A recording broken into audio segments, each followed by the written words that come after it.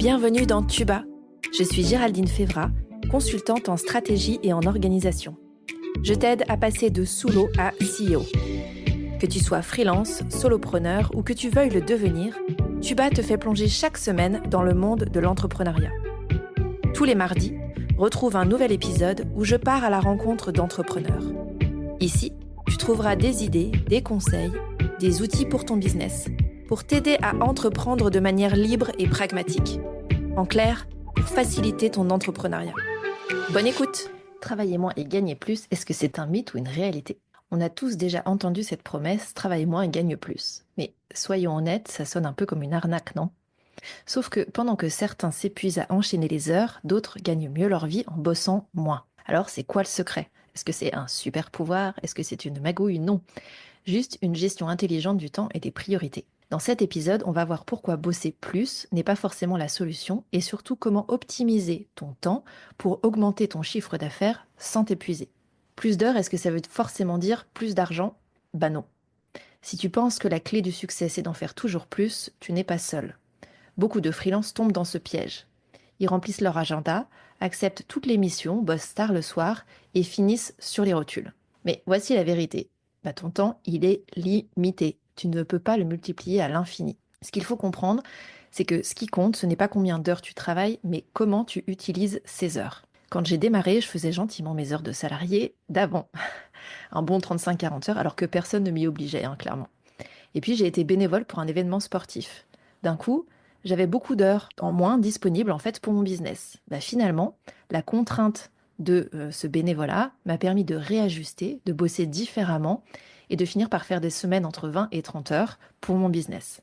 Quels sont quelque part les dangers du travailler plus? D'abord, tu risques de t'épuiser et de perdre en qualité. Quand tu as ton business, la ressource principale de ce business, c'est toi. Si tu t'épuises, à force, il n'y a plus de business.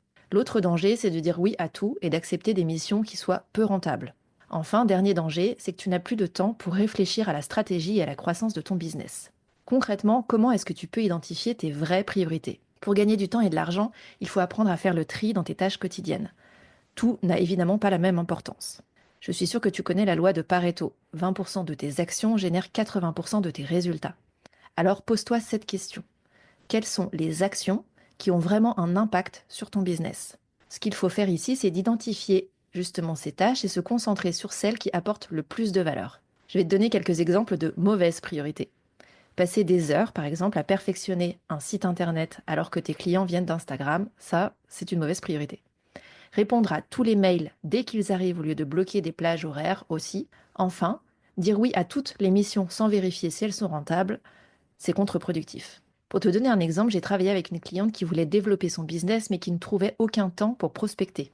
Du coup, c'est pas pratique. On a regardé le temps qu'elle passait à faire quoi dans sa semaine. Et on s'est rendu compte qu'en fait, elle remplissait sa semaine, notamment parce qu'elle avait peur de prospecter, mais aussi parce qu'elle n'avait pas eu assez de temps et de recul pour savoir qui prospecter, comment, etc. Bref, elle n'avait pas d'action claire à établir. Elle est passée de 0 heure de prospection et de pas de stratégie à 2 heures de prospection par semaine et une stratégie. 3 mois plus tard, elle recrutait pour absorber les nouveaux contrats qui entraient. Alors pourquoi il y a l'illusion de la productivité et donc pourquoi tu travailles trop?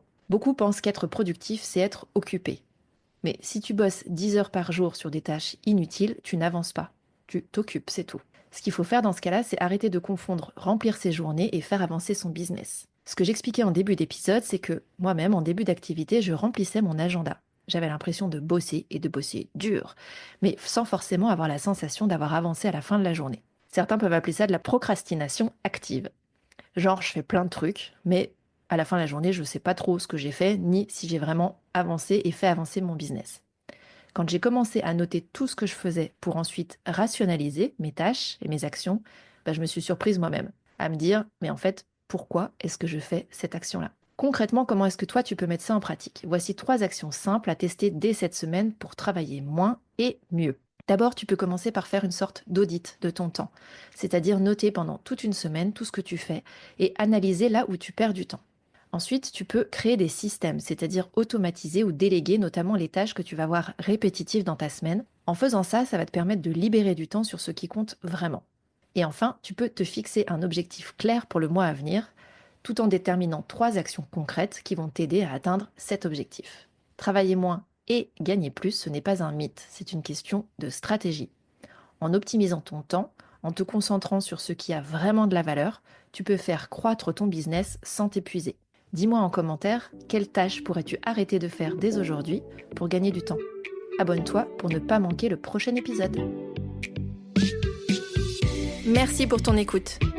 Tu as aimé cet épisode? Si tu veux promouvoir Tuba, la meilleure façon de le faire, c'est de laisser un avis 5 étoiles sur ta plateforme d'écoute préférée. Tu peux t'abonner pour ne pas rater les prochains épisodes et partager celui-ci avec d'autres entrepreneurs à qui il pourrait être utile. Si tu veux me faire un retour direct, retrouve les liens pour me contacter en description de l'épisode. On se retrouve la semaine prochaine.